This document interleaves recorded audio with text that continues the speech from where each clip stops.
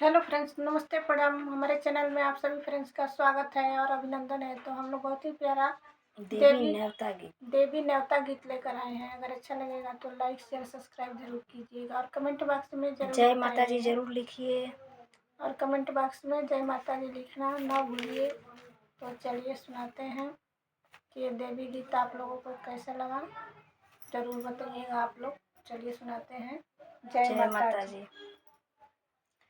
नेवताले आइल बानी, नेवताले आइल बानी, अड़हुल के फूल असोइहा माई, देवे खातिर चरण के धूल असोइहा माई, देवे खातिर चरण के धूल असोइहा माई।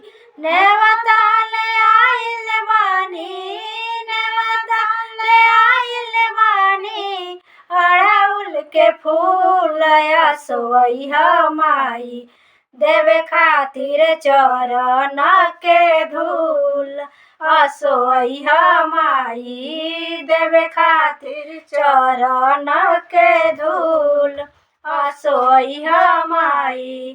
हर साल आइले लागा के अर्जी जाइले हो, हर साल आइले लागा के अर्जी जाइले हो, रहिया निहारत माई हम त थकी जाइले हो, रहिया निहारत माई हम त थकी जाइले हो। कवन हमरे गलती पर, कवन हमरे गलती पर, जालू हमके भूल असोइहा माई, देवे खातिर चरण के धूल असोइहा माई, देवे खातिर चरण के धूल असोइहा माई। नेवताले आइल बानी, नेवताले आइल बानी, अड़हुल के फूल असोइहा माई, देवे खातिर चरण के धूल असोइहा माई, देवे खातिर चरण के धूल असोइहा माई।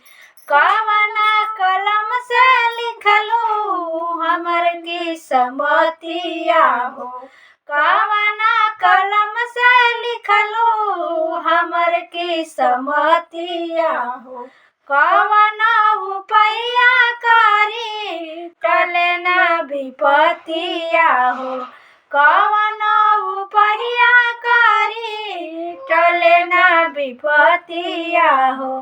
कवन हमरे गलती पर, कवन हमरे गलती पर, जालू हमके भूल असोइहा माई, देवे खातिर चरण के धूल असोइहा माई, देवे खातिर चरण के धूल असोइहा माई।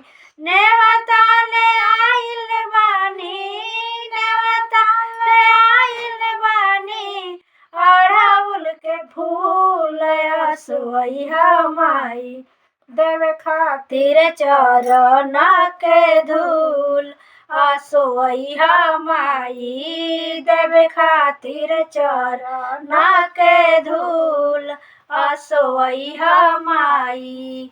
जय माता जी।